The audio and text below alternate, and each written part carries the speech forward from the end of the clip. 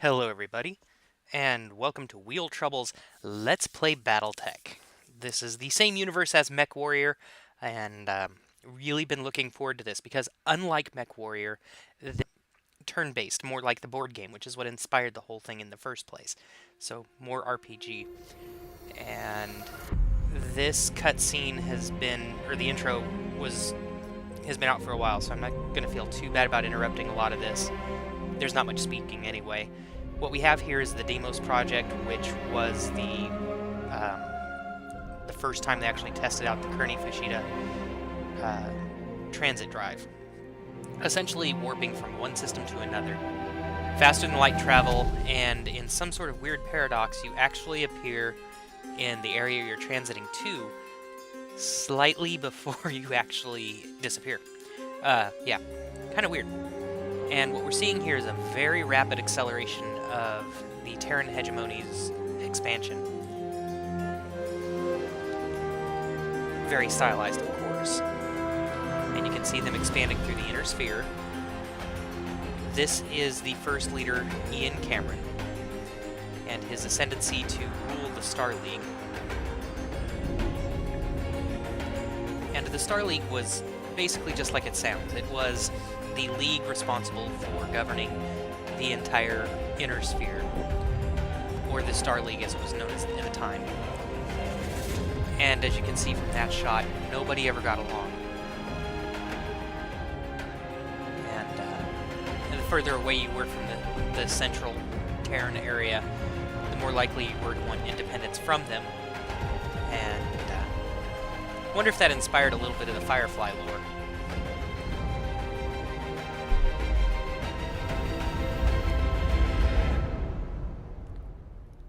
BattleTech. Alright, and let's dive in. Like I said, I'm really looking forward to this. And I do apologize if I don't have the quality quite where I wanted it. I'm having to pick and choose and test a few things out to see what kind of quality I'm actually going to go with by the end of this. Just for file size. And go ahead and start the campaign here, and start a new one. Who really weren't involved.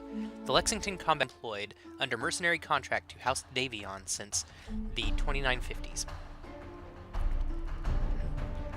Melee attacks to fire on that target. That'll come in handy later. Alright. More cutscene. I'll back out on this one.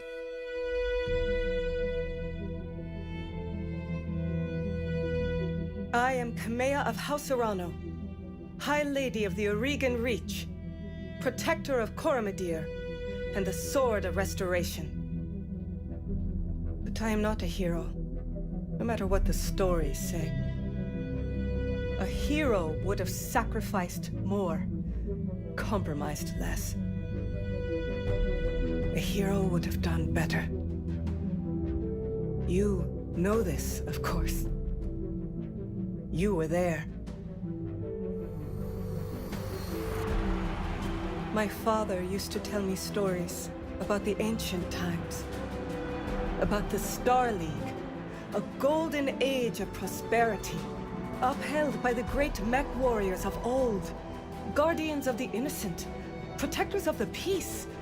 I always dreamed of following in their footsteps. I was too young to see the truth of things. After all, it wasn't heroism or a noble cause that won me the throne. It was hiring a mercenary, skilled enough, perhaps ruthless enough, to carry the day. Hiring you. I still don't know if you fought for honor or for the thrill of it, for belief in my cause, or just in my money. But whether it was your noble heart or mercenary mind, your actions gave us hope. That makes you a hero in the eyes of history. Whether you believe it, that's up to you.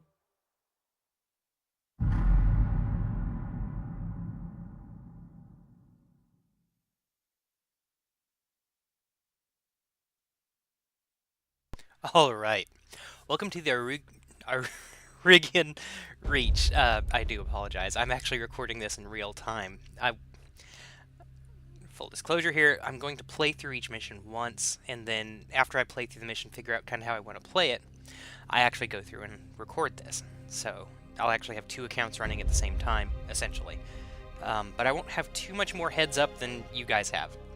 The Arigan Reach is a small kingdom in the rimward periphery, a region of space that lies at the outskirts of the more densely colonized inner sphere. It is home to the Arigan Coalition, a federated organization around parliamentary monarchy and ruled by the Arano family.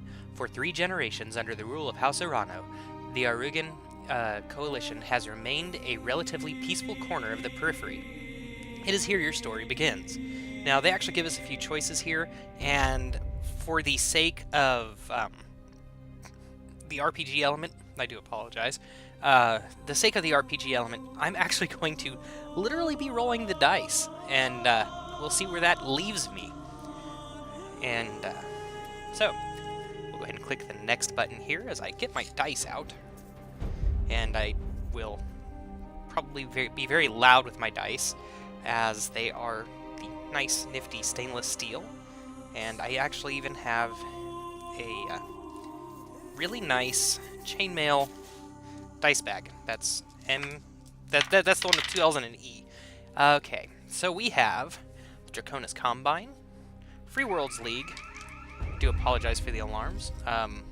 Unfortunately, I'm really close to a parking lot where car alarms are constantly going off, and it's just freaking annoying.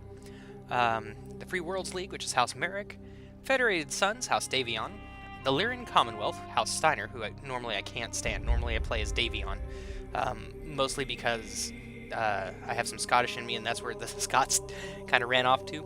The Capellan Confederation, which is House Lau, the Magistry of Canopus, that's Canopus, not Cannabis, the Tarian Concordat, the Rimward Periphery, and the Deep Periphery. That's 9 options, so I'm just going to roll a d10, and we're going to re-roll the 10. 6. That puts us at the Magistry of Canopus. Mech warriors who hail from the Magistry of Canopus can run the gamut of skill and fighting styles, but they often favor clever and unorthodox tactics in the field. While smaller than the great successor states of the Inner Sphere, the Magistracy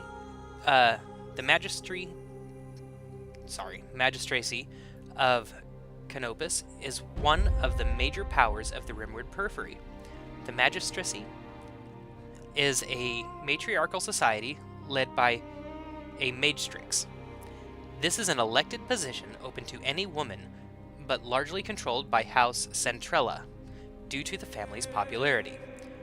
The Magistracy supports an open society that ensures the personal liberty of all citizens and their right to live their lives as they see fit.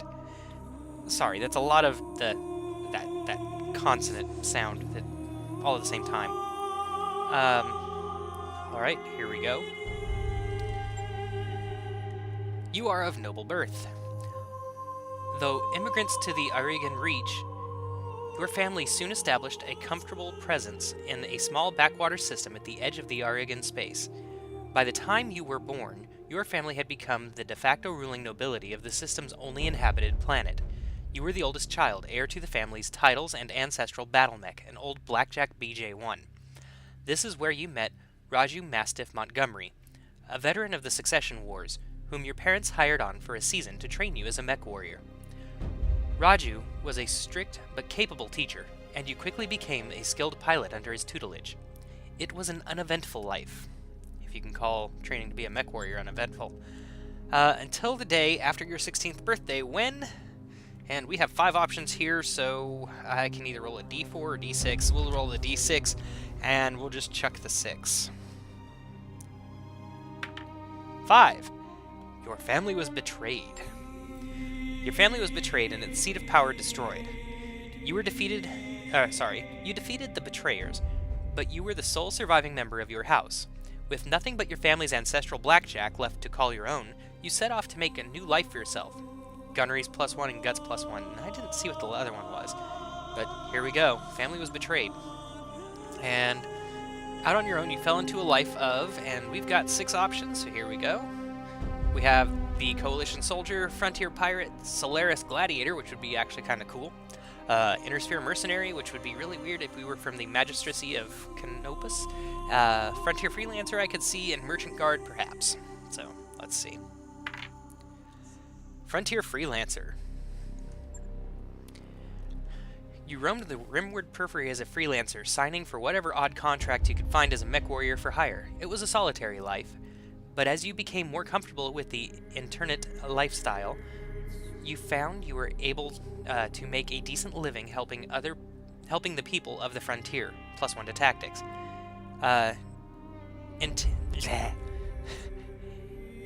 Itinerant lifestyle. I do apologize. Like I said, I'm basically free reading this, and these are things that I didn't actually choose for my main game.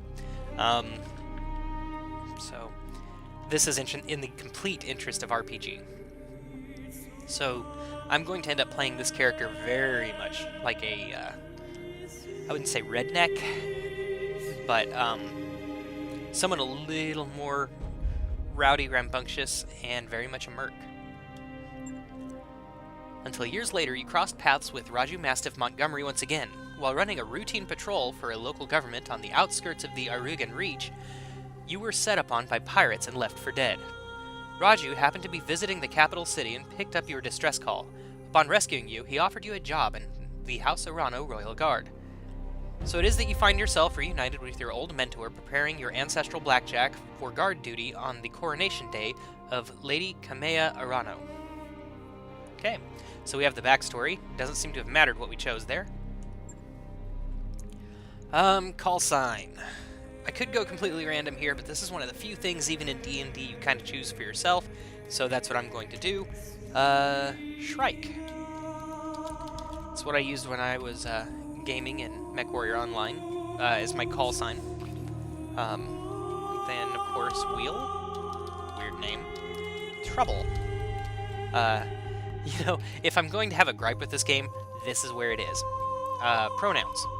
Pronouns. Yes, pronouns. He, she, and obviously it changes, and then they.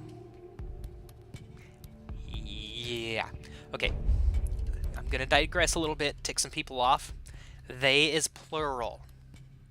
A person is singular. I don't know how many of you failed this in grammar school. They is plural. And if you have a legitimate case of schizophrenia, please get that checked out now. Okay, now that I have triggered half of my audience, well, probably not actually, here we go. And in the interest of keeping things more like Wheel Trouble, I think I'm going to go really silly and customize it and make this guy as blue and purplish as possible.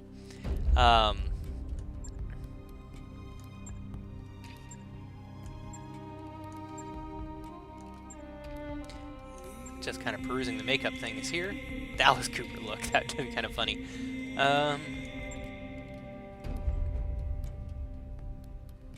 I will admit that'd be kind of cool. We'll just go with that. No tattoos, but let's get some scarring going on here. I like that one. Hairstyle we're going to keep. Eyebrows we'll go ahead and keep. Facial hair. No. Here come the test results. Let's see. That one's okay. No. Alright, I can go with that. Expression. Surprise? Don't know. That works. Complexion. A little more jaded. Not bad.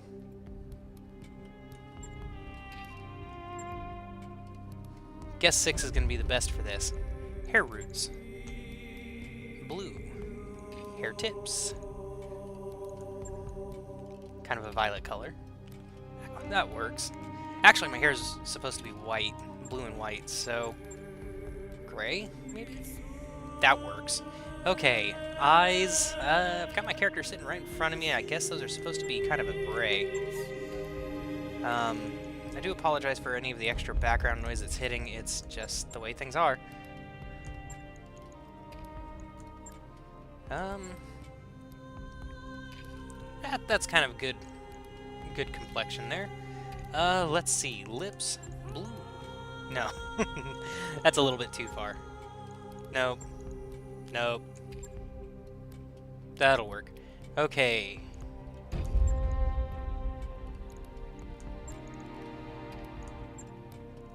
Honestly, that's not terrible. Clothing. Kind of gave him a red overtone. Honestly, that one doesn't look bad. No. When piloting, normally you wouldn't be wearing an entire jacket, so it doesn't really work. The red doesn't work for me. Green, not so much. Gray kind of does. I'll go with that. The lighting. Let's see what this does.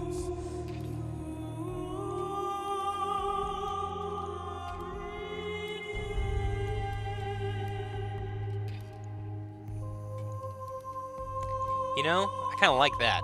We'll stick there.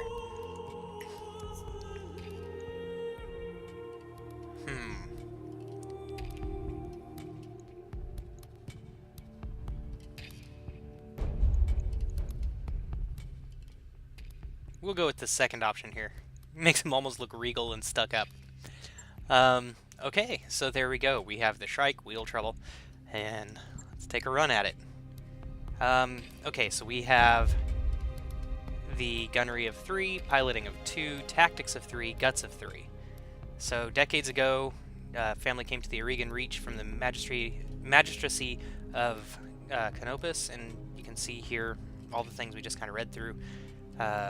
The day after my 16th birthday, my family was betrayed and murdered, which gave me a +1 to Gunnery and +1 to Guts.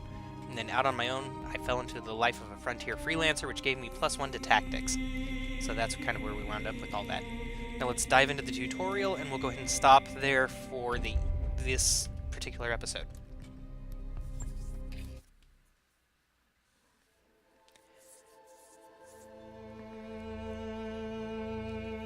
The High Lord Tamati Arano II is dead. The Aurigan Reach is left at the uncertain crossroads.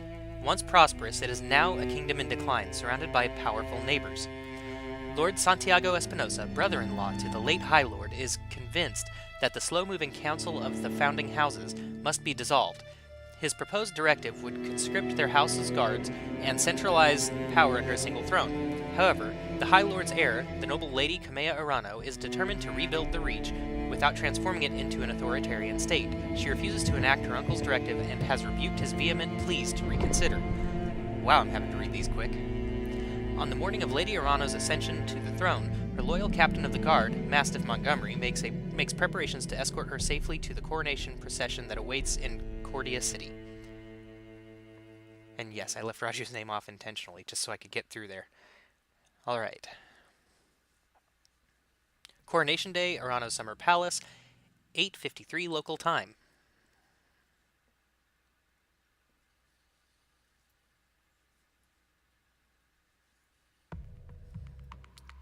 A representative democracy, the maneuverings of House Davion transformed the Federated Suns into a monarchy.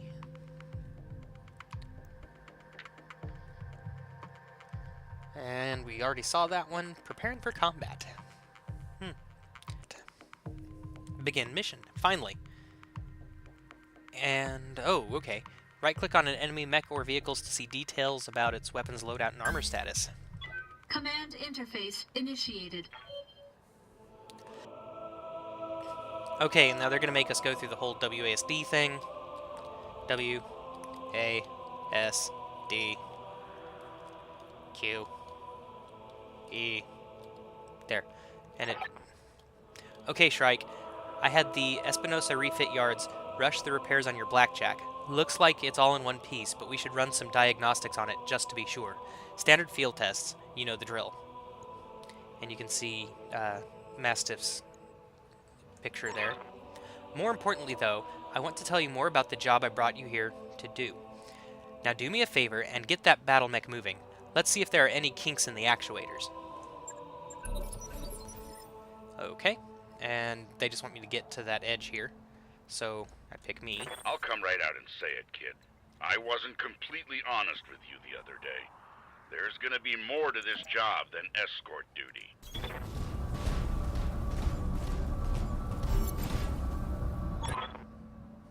I brought you here because there's something wrong in the capital. It's been too quiet since High Lord Tamati's funeral, and I'm worried about Lady Kamea's safety during her coronation procession. And this is a point of frustration for me. They read some things, and then they have you read some things. I really wish they would have, especially with the fact that this game is already 8 gigs, just go ahead and have the audio throughout. Anyway, looks like your actuators check out. Let's conduct weapons tests. Target one of those burnt-out old urban mechs and open fire. Like I was saying, I can't prove anything. But my gut tells me something's off. And a warrior trusts their instincts.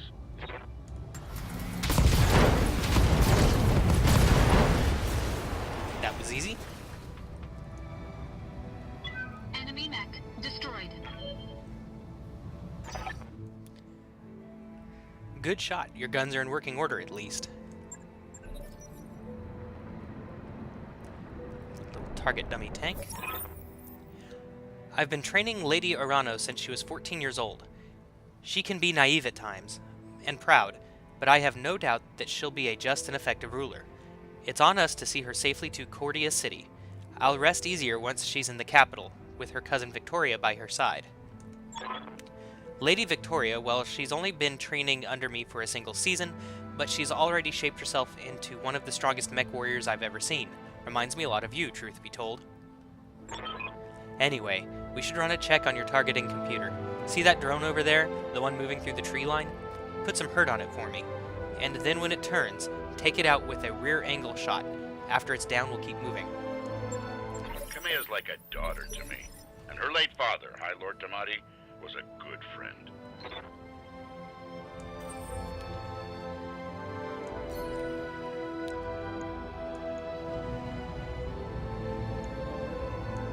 All weapons committed.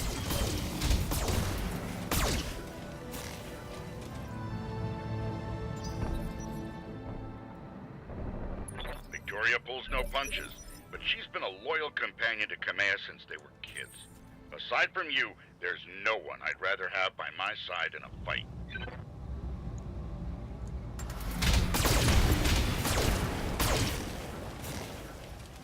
Why kill when you can overkill? Enemy unit destroyed. Nice shot. Now, I don't know how familiar you are with the Rigan politics, but the Reach was badly shaken by High Lord Tamati's death. It needs a smooth transition of power, and Kamea belongs at the Coromant throne. Or on the Coromant throne. Go ahead and fire up your jump jets, kid. I want to see you descend this cliff face. Aim for that patch of ground there, near the edge of the lake. And select me. Jump is basically already highlighted. And jump, and I get to choose my facing, and now this can be important later. Right now it doesn't matter much, but ideally you don't want to turn your back to your enemies. Enemy detected. Yeah, I was afraid of that. Jump jets build a lot of heat, and that was more than your engine could handle. Head on into that water. We need to get you cooled off. And I'm going to turn my front arc to where I could actually hit both the Irby and that other mech that's hanging out there. Plasma leak detected. Jump jet malfunction. Great. Jump jet systems damaged. Inoperable until repaired. And they mean it. Oh, for the love of all the gods. This is what I get for insisting on a rush job. Not that I had much of a choice. The Espinosa refit yards were backlogged like you wouldn't believe. It looked like they were trying to process every single Royal Guard mech in time for the coronation. There isn't any time to get your jets replaced, so we're just going to have to make do without them. Go ahead and take that mech down with a melee attack. I want to make sure nothing else is going to break down on your blackjack before we take it on the Coromant Road. Okay. So, select me, the move option, right to the enemy mech, and click attack. It's going to hit the melee. We've got a 95% chance for 40 damage. Here we go. Engaging physical attack. Good hit. At least that's solid. Alright. One last test. I want you to take your blackjack up to a sprint and evade my attack. Essentially, they just want me to go into this. Push that engine, kid. If something goes wrong today, I want to know that your mech can maneuver. And essentially, I just need to go straight into where that little hex is. The farther, the better.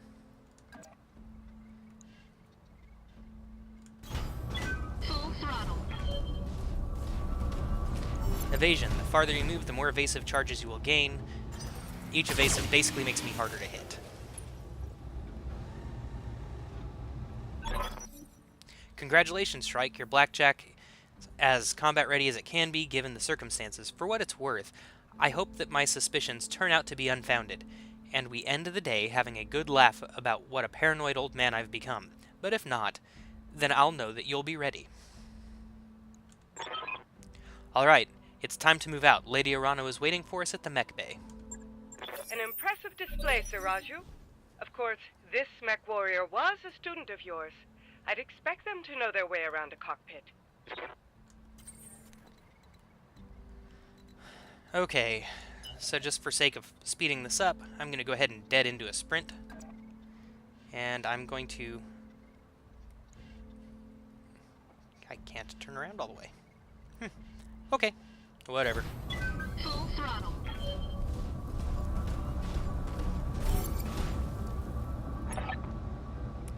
Shrike, allow me to introduce Kamea Arano, the soon-to-be High Lady of the Arigan Coalition. Is Lady Victoria on this channel? Victoria Espinosa. For the time being, my father has summoned me to the Picton Docks. I have a fleet inspection and a tour of the family refit yards to preside over before the coronation. Behold the responsibilities of a noble daughter. A font of tedium that never runs dry. I know the feeling, cousin. By this time tomorrow, I'll be responsible for the entire reach. Give my best to your father, and don't be late for the tourney. The gambling dens are already taking bets on how long it'll take me to cripple that customized monstrosity you pilot. Bold words, cousin, but the only victory they'll be celebrating is mine. You may be ascending the throne today, but my Kaga is more than a match for the family heirloom that you call a battle mech, and in the arena, I reign supreme. We'll see, cousin, we'll see. At any rate, I will see you at the tourney grounds. Sir Raju, I'm ready to go when you are. Overland, along the Cormant Road, as is the Arano tradition. Aye, Kamea. We'll get you there in one piece. Shrike, fall in behind me. And remember what I told you. Mission successful. Alright. And this is pretty much where we're going to leave it off. I'm going to go ahead and let the next cutscene come up, just so that I can be confident in my save position, and may have to use that as an intro to the next video and just splice, so we'll see. Anyway, here we go with the continue, and...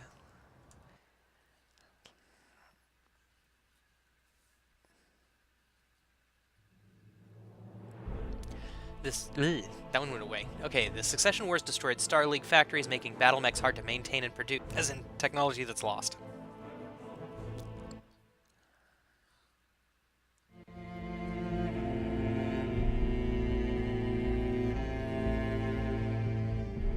I remember the Oregon Reach of old, the time of the Great Expansion.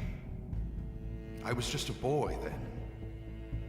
Proudly we went forth, bringing the light of our coalition to so many systems. And for what?